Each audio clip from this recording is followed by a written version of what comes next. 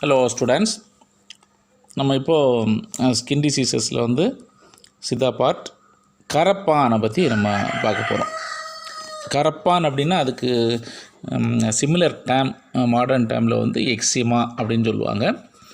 உங்களுக்கு எல்லாருக்குமே தெரியும், எக்ஸிமா அல்லது கரப்பான் அப்படின்னு சொல்லக்கூடியது வந்து ஒரு அலர்ஜிக் டிஸார்டர் அல்லது ஒவ்வாமையினால் ஏற்படக்கூடிய ஒரு நோய் அப்படின்றது. மற்ற ஸ்கின் டிசீசஸ் மாதிரி இல்லாமல் இந்த எக்ஸிமா அப்படின்றது வந்து நம்ம கிளினிக்கல் ப்ராக்டிஸில் வந்து ஒரு சேலஞ்சிங் ப்ராப்ளம். வழக்கமாக என்ன இருக்குன்னா, ஒன்று ஒரு சின்ன இச்சிங் இல்லைன்னா ஒரு ரெட்னஸோடு வருவாங்க, அல்லது அதோட அடுத்த ஸ்டேஜ் அதில் வந்து கொஞ்சம் ஊசிங் மாதிரியான ஒரு ஸ்டேஜில் வருவாங்க, அல்லது கொஞ்சம் இன்ஃபெக்டட் ஸ்டேஜில் வருவாங்க. இந்த மாதிரி எந்த ஸ்டேஜில் வேணாலும் பேஷண்ட்ஸ் வந்து உங்களை தேடி வரலாம். ஒரு ட்ரக் கொடுக்கும்போது ரொம்ப நல்ல ரெஸ்பான்ஸ் மாதிரி நம்ம தெரியும், ரொம்ப சந்தோஷப்பட்டுறக்கூடாது. ஏன்னா ஒரு 10 டேஸோ இல்லைன்னா 1 வீக்கை தாண்டி வரும்போது ரொம்ப அக்ரவேஷனில் வருவாங்க. இந்த மாதிரி வந்து இது ஒரு சேலஞ்சிங்கான ப்ராப்ளம். ஸோ அது ரொம்ப கேர்ஃபுல்லாக மைன்யூட்டாக டீல் பண்ணுற ஒரு விஷயமாக தான் நம்ம எடுத்துக்கணும். ஓகேவா? நோய் இயல் கரப்பான் நோய் வந்து எந்த மாதிரியாக பார்ப்பதற்கு இருக்கும் அப்படின்றதான் நோய் இயல். பேஜ் நம்பர் 281 இது இருக்குது. ஓகேவா? தோலில் திமிர், குரு, புண், தடிப்பு ஆகிய குறிகணங்களை உடைய படைகளை உண்டாக்கி அவ்விடங்களில் வீக்கம், கொப்பளங்கள் கண்டு அல்லது செதில் போன்று தோல் சொரசொரப்பாகி தோலின் இயற்கை நிறத்தை வேறுபடுத்தி சில வேளை வெடிப்புகளை உண்டாக்கி நீர் கசிதல் போன்ற குறிகுணங்களை காட்டும் தோற்பிணியை கரப்பான் அல்லது கரப்பன் என்று கூறுவர். என்னென்ன டீல் பண்ணியிருக்காங்க? இச்சிங், ஒரு கலர் சேஞ்சு, அல்சரேஷன், ஒரு க்ரஸ்ட் ஃபார்மேஷன் மாதிரியான ஒரு ஹார்டனிங், கலர் சேஞ்சு, ஊசிங், ஒரு மிக்சடாக ஒரு குறிப்பிட்ட விஷயத்தோட பேஷண்ட் நம்மக்கிட்ட வரமாட்டாங்க. இந்த நோயில் தினவும் சொறியும் இருத்தலும் அல்லது இல்லாதிருத்தலும் உண்டு. வழக்கமாக இதோட அந்த ஃபார்மேஷன் ஆகும்போது கடுமையான அரிப்பு அல்லது இச்சிங் இருக்கும். ஒரு குறிப்பிட்ட ஸ்டேஜில் ஆன பிறகு இச்சிங் இல்லாதது மாதிரி கூட இருக்கலாம். யுகிமுனிவர் வந்து தோல் மருத்துவத்துக்கு தனியாக குட்டம் அப்படின்னு பெயரிட்டு அதில் நிறைய கிளாசிஃபிகேஷன் சொல்லியிருக்கிறாரு. ஆனால் இந்த கரப்பானை அந்த குட்டத்துக்கு கீழே அவர் வைக்கலை. இந்த நோய் அல்லது கரப்பன் குட்டம் நோய் கூட்டத்தில் சேர்க்கப்படாமல் தனித்து கூறப்பட்டுள்ளது. மற்ற நோய்களிலிருந்து இது கொஞ்சம் வித்தியாசமானதாக இருக்கிறதுனால அந்த காலத்திலேயே கிளாசிஃபிகேஷனில் வந்து வழக்கமான தோல் நோய்களுக்கு உள்ளாக இந்த கரப்பனை கொண்டு வரவில்லை. நம்மளோட புத்தகத்தில் இது வந்து தோலை பற்றி வரக்கூடிய ஒரு பிரச்சனையாக இருக்கிறதுனால தோற்பிணிகளுக்கு கீழே கொண்டு வரப்பட்டுள்ளது. இந்த நோய்க்கான காரணம், கரப்பான் நோயை உண்டாக்கும் காரணங்கள் அறுதியிட்டு கூற முடியாது என்றாலும் அடிப்படை காரணம் கிருமிகள் அல்ல அப்படின்றது மட்டும் தெளிவாக எண்ணப்படுகிறது. ஸோ இது பேசிக்காக வந்து ஒரு இன்ஃபெக்ஷியஸ் டிசீஸ் அல்ல அப்படின்றத தெளிவாக சொல்லிட்டாங்க. மாறாக ஒரு அலர்ஜிக் டிஸார்டர் அப்படின்றது தான் இன்றைய நோய் பகுப்புலையும் நம்ம படிக்கிறோம். ஒரு இடத்துல கரப்பான் நோய் உருவாகிறது அப்படின்னா அந்த தோல் பகுதியில் வந்து பிற கிருமிகள் எல்லாமே அதில் ஆட் ஆகி செகண்டரி இன்ஃபெக்ஷன் அந்த மாதிரி ஒரு கண்டிஷன் வர்றதுக்கான வாய்ப்பு உண்டு. அதாவது கரப்பான் நோய்க்கு மேல் அல்லது கரப்பான் கண்ட இடத்தின் மேற்பரப்பில் கிருமிகள் சஞ்சாரம் காணப்படக்கூடும். சுனை உள்ள ஒரு சில பொருட்கள் கம்பளி போன்ற தோலில் உராயக்கூடிய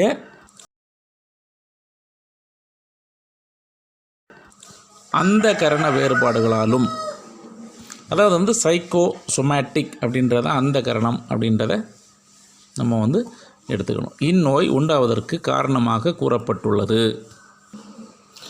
பொதுவாக குழந்தைகளில் வரக்கூடிய பல கரப்பான்கள் குழந்தைகளின் உணவு பழக்க வேறுபாடுகளால் ஒரு சில குறிப்பிட்ட உணவுப் பொருட்களால் வருகிறது அப்படின்னு கண்டறியப்பட்டுள்ளது.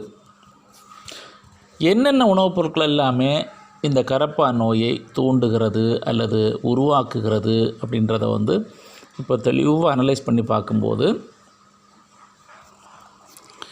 நமது முன்னோர்கள் கரப்பான் பண்டங்கள் அப்படின்னு தனியாக பெயரிட்டு அழைத்த ஒரு குரூப் ஆஃப் ஃபுட் ஐட்டம்ஸ் இதை கன்ஃபார்ம் பண்ணுறாங்க. இப்போ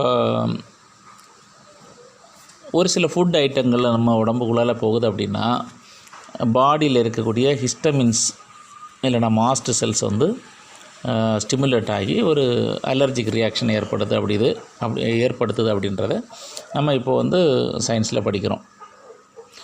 இந்த குறிப்பிட்ட கரப்பான் பண்டங்கள் இதே மாதிரியான ஒரு வேதி செயலை நம்ம உடம்பில் உற்பத்தி பண்ணுகிறது.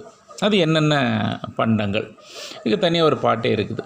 பெருகும் சோளம், இருங்கும் பெருங்கம்பு, வரகு காருடன் வாழையின் காயோடு, உரைகொள் பாகல் களிற்று மீன் உண்டிடில், விரிவதாய் கரப்பானும் மிகுந்ததே.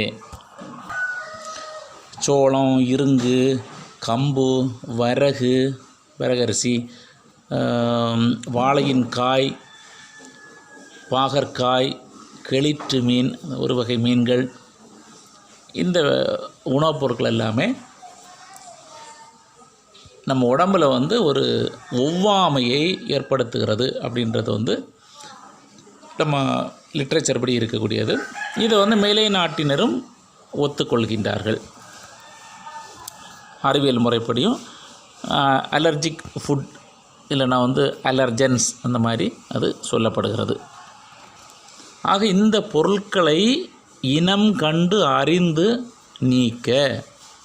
நீக்கினால் நோய் விலகும் அப்படின்னு நம்ம எடுத்துக்கலாம். ஸோ வெறுமனே ட்ரீட்மெண்ட் மட்டும் போதாது. ட்ரீட்மெண்ட் பண்ணி அது ரெடியூஸ் ஆகி வந்தாலும் கூட கரப்பான் பண்டங்களை தவிர்த்தால் மட்டுமே முற்றிலுமாக குணமாவதற்கான வாய்ப்பு உண்டு அப்படின்றதாக நாம் புரிந்து கொள்ள வேண்டும். யுகி முனியில் என்ன சொல்லப்பட்டிருக்கிறது அப்படின்னா, மாமிச முன்னல், கம்பு, தினை, வரகு, சாமை, கிழங்கு வகை முதலியவற்றை உட்கொள்ளுதல், தாழ்வான பண்டங்களை தின்னல், பெண் போக விரகம், மூத்த பெண்ணை மறுவுதல் முதலிய காரணங்கள் நோய் உற்பத்திக்கான காரணங்களாக கூறப்பட்டுள்ளது. ரொம்ப பேருக்கு முட்டை, மீன், கருவாடு, கத்தரிக்காய், தடியங்காய் போன்றவை கரப்பான் நோயை வருவிக்கின்றதை பார்க்கிறோம். இந்த ஒவ்வா பொருட்கள் எல்லாம் இந்த நோயை உருவாக்குவதாக நம்ம எடுத்துக்கொண்டு ஒவ்வாமை நோய் அல்லது அலர்ஜிக் டிசீஸ் அப்படின்னு இதை கிளாஸிஃபை பண்ணினாலும், இந்த உணவுப் பொருட்கள் எல்லாருக்கும் எல்லா காலத்திலும் ஒத்துக்கொள்ளாதது அப்படின்னு நம்ம சொல்ல முடியாது. இதில் நம்ம கரப்பான் வண்ணங்களாக கூறப்பட்டுள்ள பொருட்கள் தவிர வேறு பொருட்களும் கூட சிலருக்கு ஒவ்வாமை உடையவனாக இருக்கலாம். சில பொருட்கள் ஒரு காலத்துக்கு ஒவ்வாத பொருட்களாகவும் வேறு காலத்தில் ஒத்துக்கொள்ளக்கூடிய பொருட்களாகவும் கூட இருக்கலாம். நோய் பகுப்பு. யூகி முனிவர் கரப்பான் பிணியை 7 வகையாக கூறுவர். அப்போ யூகி முனிவரோட கிளாசிஃபிகேஷன் படி கரப்பான் 7: வாத கரப்பான், பித்த கரப்பான், சேத்தும கரப்பான், கண்ட கரப்பான், வறட்சி கரப்பான், திமிர்வாத கரப்பான், கபால கரப்பான். ஆக மொத்தம் 7 வகையாக யுகி முனிவர் கிளாஸிஃபை பண்ணியிருக்கிறாரு.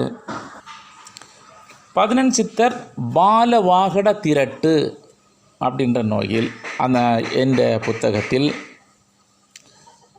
வாதகரப்பான், பித்தகரப்பான், கபகரப்பான், அரிகரப்பான், ஊதுகரப்பான், சூளைகரப்பான், வெடிகரப்பான், மண்டைக்கரைப்பான், பொறிகரப்பான், சட்டைக்கரப்பான், ஓடுகரப்பான், கருங்கரப்பான், செங்கரப்பான், கொல்லிக்கரப்பான், தோடகரப்பான், வாழைக்கரப்பான், வரன்கரப்பான், வீங்கு கரப்பான் என்று 18 வகை கூறப்பட்டுள்ளது.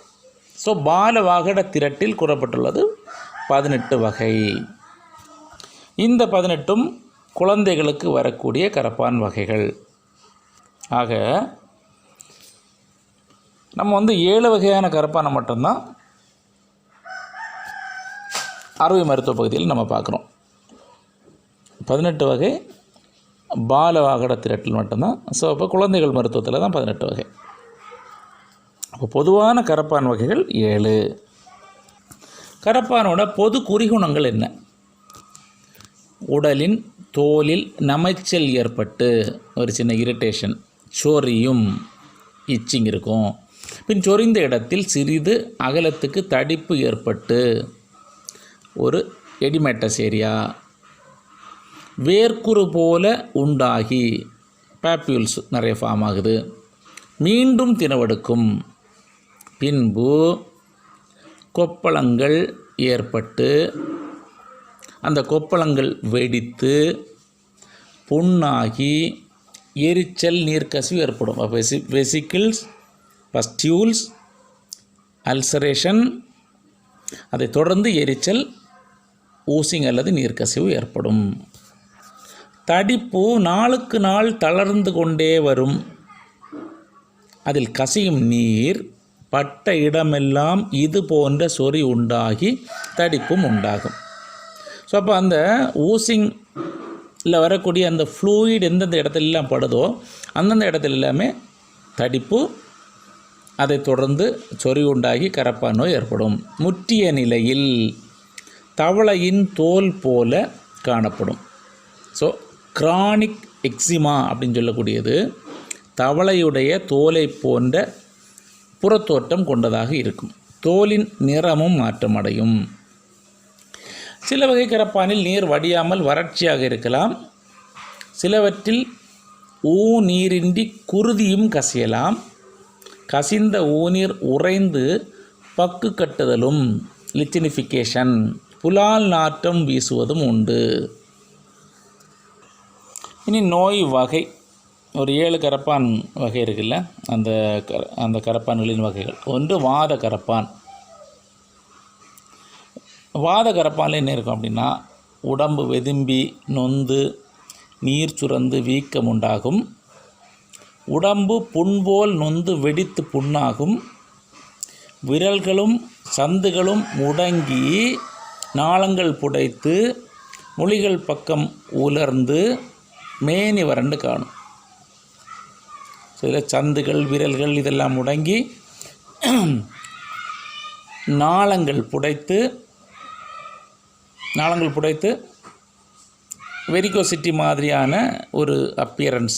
அப்போ எந்த இடத்துல அஃபெக்டடோ அதுக்கு பக்கத்தில் இருக்கக்கூடிய வெயின்ஸ் எல்லாமே எடிமேட்டஸாக வீங்கி புடைத்து காணப்படும். இது வாத கரப்பான். கண்ட கரப்பான் 2வது வகை. கண்ட கரப்பான். கண்டம் அப்படின்னா கழுத்து பகுதி. அந்த கழுத்துக்கு மேலே இருக்கக்கூடிய பாட்டில் ஞாபகம் வச்சுக்கோங்க. தலை, காது, மண்டை இவை தடித்து நோகும். ஸோ எடிமேட்டஸ் அப்படின்றத தடித்து அப்படின்னு வச்சுக்கலாம்.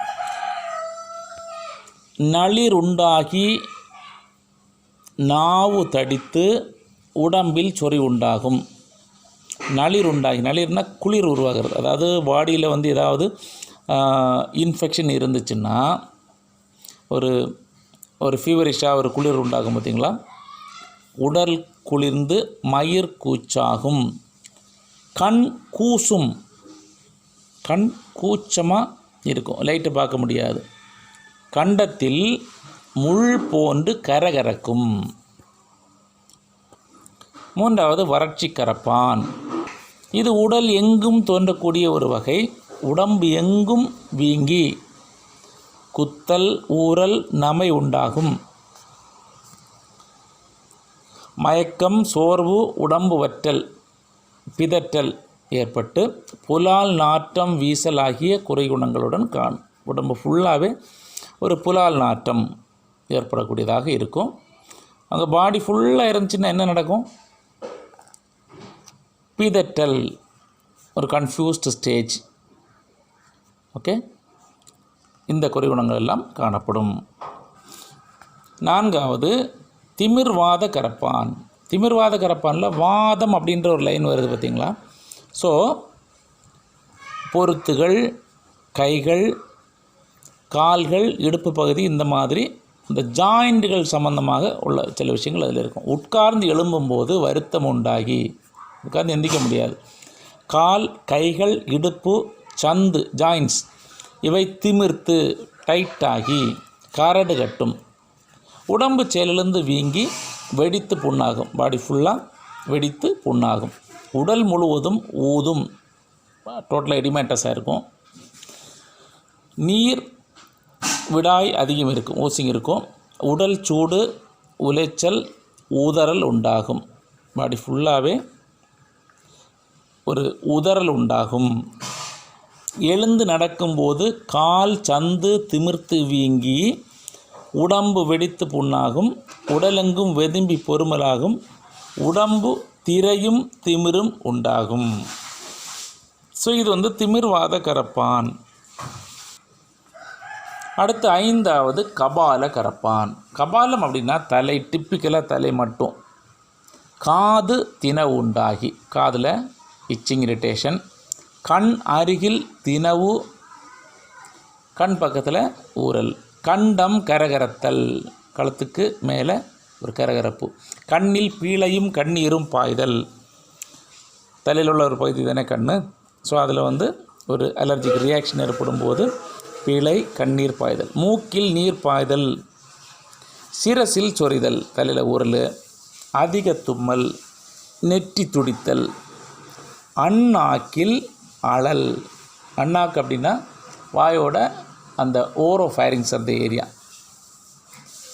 ஆகிய குறிகுணங்களை காட்டும். அடுத்து 6வது பித்தக்கரப்பான். பித்தம் வாழும் இடம் என்ன? இடுப்புக்கு மேலே, கழுத்துக்கு கீழே, ரைட்டா? நடுவயிறு தளர்தல், உட்சுரந்து வெதுப்பு உண்டாதல், கிறுகிறுப்பு, உடல் சோர்வு, உடல் மஞ்சளித்தல். மஞ்சளித்தல்லாம் பித்தத்தின் குணம். கண் தானாக தூங்குவது போல் காணல். உணவு செல்லாமை, சாப்பிட முடியாது. பசி குறைவு. உடலில் பேன் ஊறுதல் போல காணப்படுதல். சேத்தும கரப்பான் 7வது வகை. சேத்தும கரப்பான் அல்லது கப கரப்பான். உடல் வெளுப்பு, குரல் கம்மல், மெதுவாக பேசுதல். குரல் கம்மியாச்சுன்னா மெதுவாக தானே பேசுவாங்க, அப்படி வச்சுக்கோங்க. மிகுதியாக பேசினால் மூச்சு உண்டாதல். ஈழை, இருமல், இரைப்பு ஆகிய குறிகுணம் காணும். பிறருடைய உதவியை எல்லா காரியத்திலும் எதிர்பார்க்கும். சேத்தும கரப்பானில் எல்லாமே கபம் சம்பந்தமான அறிகுறிகள் இருக்குது பாருங்கள். குரல் கம்மல், மிகுதியாக பேசினால் மூச்சு உண்டாதல், ஈழை, இருமல், இரைப்பு எல்லாமே சேத்துமம் அல்லது கபத்தின் குறிகுணங்கள். மருத்துவம், அகமருந்துகள். கரப்பான் நோய்க்கு அகமருந்துகள் மொத்தம் 8 அகமருந்துகள் கொடுக்கப்பட்டிருக்கு. 1 கருங்கோழி சூரணம், 2 கருங்குங்கிலிய சூரணம். இது அரை மண்டலம் கொடுக்கணும். புளி, கரப்பான் பண்டம் நீக்கி சாப்பிடணும். 3 மலம் கட்டி இருந்தால், மலக்கட்டு இருந்தால் ஒரு சின்ன ப்ரிப்ரேஷன், ஒரு ஆயில் ப்ரிப்ரேஷன். ஆமணக்கெண்ணெய் அல்லது விளக்கெண்ணெய் 250 மில்லி எடுக்கணும். ஈருள்ளி 125 கிராம். அப்புறம் காட்டு மொச்சை கிழங்கு அல்லது நாகமொச்சை 3 பழம். இது சிதைத்து, ஈருள்ளி மொறுமொறு அப்படின்னு வரக்கூடிய அந்த பருவத்தில் பரங்கிப்பட்டை 35 கிராமை பொடித்து அதில் தூவி பதத்தில் இறக்கி வச்சுக்கணும். 5 மில்லி அளவு காலை மாலை உட்கொள்ள பேதியாகும். அதோட கற்கம், அந்த ஆயில் தயாரிக்கும் போது வரக்கூடிய கற்கத்தை கலர்ச்சிக்காய் அளவு உள்ளுக்கு கொடுக்கலாம். கைப்பு புளிப்பு நீக்க வேண்டும். அடுத்து 4வது ப்ரிப்ரேஷன் வந்து ஒரு சூரணம். இல்லை அமுக்ரா வேர் 140 கிராம், அதான் மேஜர் இன்க்ரீடியண்ட்டு. அப்புறம் திப்பிலி, ஓமம், திப்பிலி மூலம், கடுக்காய், தாண்டிக்காய், நெல்லி வற்றல், பரங்கிப்பட்டை, நீரடி முத்து, இதெல்லாமே வகைக்கு 35 கிராம். ஜாதிக்காய், ஜாதிபத்திரி, கிராம்பு இதெல்லாமே 13 கிராம். இது எல்லாத்தையுமே இடித்து சுரணித்து 1 கிராம் வீதம் தேனில் கொடுக்கலாம். 5வது ப்ரிப்ரேஷன், இது ஒரு ஆயில் ப்ரிப்ரேஷன். மேல் தோல் சீவிய கொல்லங்கோவை கிழங்கு 70 கிராம், அப்பை கிழங்கு 18 கிராம். இந்த ரெண்டையுமே அரைத்து நல்லா கிரைண்ட் பண்ணி 250 மில்லி விளக்கெண்ணெயில் போட்டு, இதிலையுமே ஆமணக்கெண்ணெய் தான் வருது, 125 கிராம் எண்ணெய், நல்லெண்ணெய் வந்து 125 கிராம் சேர்த்து, மிர்தார் சிங்கி 7 கிராம் பொடித்து போட்டு காய்ச்சி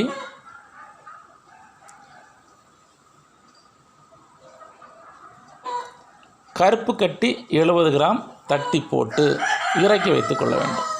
இப்போது இந்த ஆயில் ஒரு ப்ரிப்ரேஷன் எப்போவுமே பண்ணும்போது கற்கம் அடியில் வரும். கரெக்டாக இந்த கற்கத்தில் 18 கிராமும் எண்ணெயில் 5 மில்லியும் 12 வேளை சாப்பிட்டு, அதாவது 6 நாள் 12 வேளை, காலை மாலை 6 நாள் 12 நேரம். 7வது நாள் மேற்படி எண்ணெயை தேய்த்து குளித்து புளி கூட்டவும். அப்போ வந்து 6 நாள் பத்தியமாக இருக்கிறோம், 7வது நாளும் மறுபத்தியம். அன்றைக்கி வந்து குளித்து விட்டு புளி கூட்டலாம். 6, இது ஒரு ஆயில் ப்ரிப்ரேஷன், நல்லெண்ணெயில் பண்ணக்கூடிய ஒரு ப்ரிப்ரேஷன். பச்சை கொடிவேலி வேர்பட்டை, வேர் கிடையாது வேர்பட்டை 280 கிராம், வெள்ளைப்பூடு தோல் நீக்கியது 280 கிராம், அது குவான்டிட்டி. இது ரெண்டையுமே அரைக்கிறோம். 500 மில்லி நல்லெண்ணெயில் கலந்து,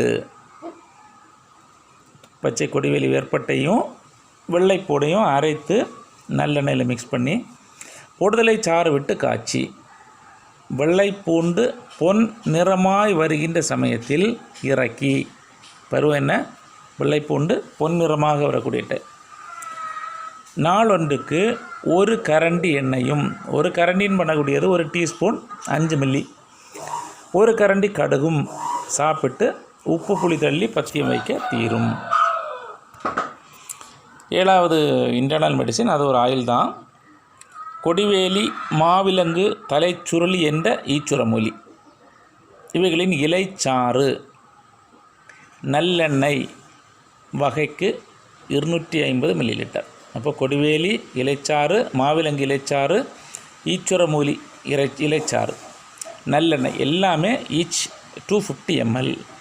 மேற்படி வேர்பட்டைகள் 3 வகைக்கு 18 கிராம், அந்த மூலிகைகளோட வேர்பட்டைகள் 18 கிராம். மிளகு, வெள்ளைப்பூடு, கடுக்காய், கடுகு ரோகிணி, கஸ்தூரி மஞ்சள், கரிஞ்சீரகம் வகைக்கு 14 கிராம் அரைத்து போட்டு கலந்து காய்ச்சி வடித்து 3 நாள் சாப்பிட்டு 6 நாள் வரை பத்தியமாக இருக்க. 7ஆம் நாள் தலைக்கு தண்ணீர் வார்க்க வாதகரப்பான், அரையாப்பு, கண்டமாலை நீங்கும். கண்டமாலை அப்படின்னு சொல்லக்கூடியது நம்ம சர்விக்கல் லிம்ஃபடினோபதின்னு சொல்லுவாங்கல்ல, வரிசையாக நிறைய கண்டா கலலைகள் களத்தை சுற்றி இருக்கிறது, அது வந்து லிம்ஃபடினோபதி. அரையாப்பு அது என்னது, இன்குவனல் ரீஜனில் இருக்கக்கூடியது.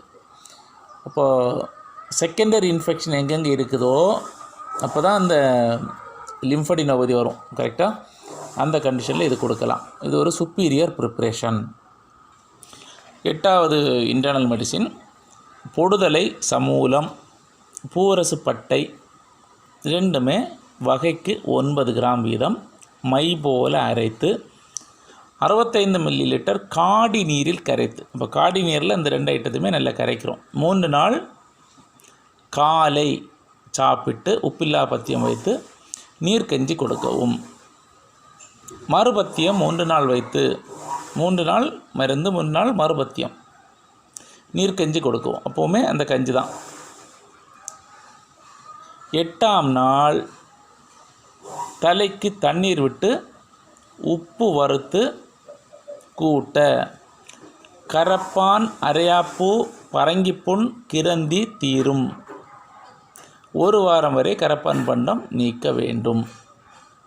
ஸோ இதில் சொல்லப்பட்ட எல்லா ப்ரிப்பரேஷன்ஸுமே பாருங்கள், கந்தகம் கிடையாது, மெர்க்குரி கிடையாது.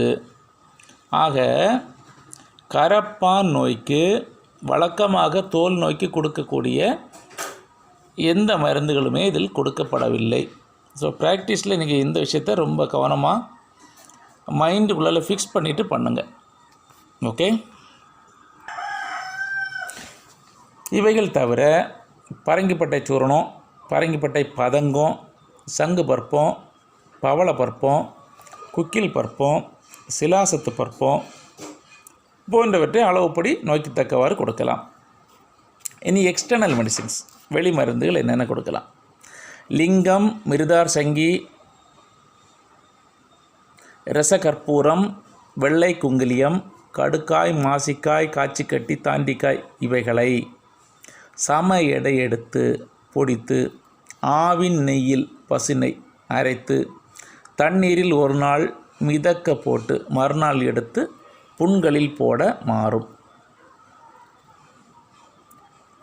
External medicine. ஓகே. இது தவிர கரப்பான் தைலம், அருகன் தைலம், குங்கிலிய வெண்ணெய் இவைகளையும் பயன்படுத்தலாம். புண்களாக இருந்தால் செகண்டரி இன்ஃபெக்ஷன் ஆகி அல்சரேட்டடாக இருந்துச்சுன்னா புங்கன் எண்ணெய், வங்க களிம்பு முதலியவற்றை பயன்படுத்தலாம். புங்க தைலம். சிவப்பு எண்ணெய் அப்படின்ற ஒரு ஸ்பெஷல் ப்ரிப்பரேஷன் வந்து கரப்பானுக்காக சொல்லப்பட்டிருக்கிறது. இதில் சேரக்கூடிய ஐட்டங்கள் பாருங்கள்: புங்கன் வேர், தேங்காய் எண்ணெய், மஞ்சிட்டி, நன்னாரி, தேன்மெழுகு, வெள்ளை குங்கிலியம், சுருள்பட்டை, செவ்வலி கொடி. அதில் புங்கம்பட்டையை மட்டும் மேல் பட்டையை சீவி அதில் பால் எடுத்து தேங்காய் எண்ணெய் கலந்து அடுப்பேற்றி, அப்போது அடுப்பில் என்ன ஆகிட்டுருக்குது? புங்கம்பட்டை, புங்கன் வேர் மேல் பட்டையை சீவி அதில் பால் எடுத்து தேங்காய் எண்ணெய் கலந்து அடுப்பேற்றி அது அடுப்பில் எரிஞ்சிட்ருக்கு. ரைட்டா? அதில் இனி மஞ்சிட்டியையும் நன்னாரியையும் இடித்து அதில் பாதி சரக்கை கஷாயம் போடுறோம், பாதியை சூரணித்து கற்கமாக்கி அந்த எண்ணெயில் சேர்க்குறோம். கொதித்து பாகம் வரும் சமயத்தில் சுருள்பட்டை, செவ்வல்லி கொடி 2ஐயும் இடித்து சூரணித்து வடிகட்டும் தருவாயில் கலந்து, வடிகட்டுறதுக்கு கொஞ்சம் முன்னாடி தான் அதை சேர்க்கணும்.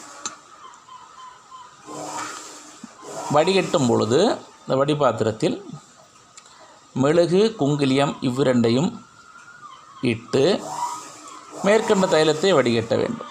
அப்போது அப்படியே எல்லாமே சேர்ந்து மிங்கிளாயிரும். இது வந்து ஒரு சிறப்பான மருந்தாக தோலுக்கு, கரப்பான் நோய்க்கு பயன்படுத்தலாம். ஸோ இப்போ கரப்பான் நோய் சித்தா பார்ட் இப்போது கம்ப்ளீட் பண்ணிட்டோம். மாடர்ன் பார்ட் வந்து அதுக்கு அடுத்தது பார்த்துக்கலாம். Okay, have a nice day.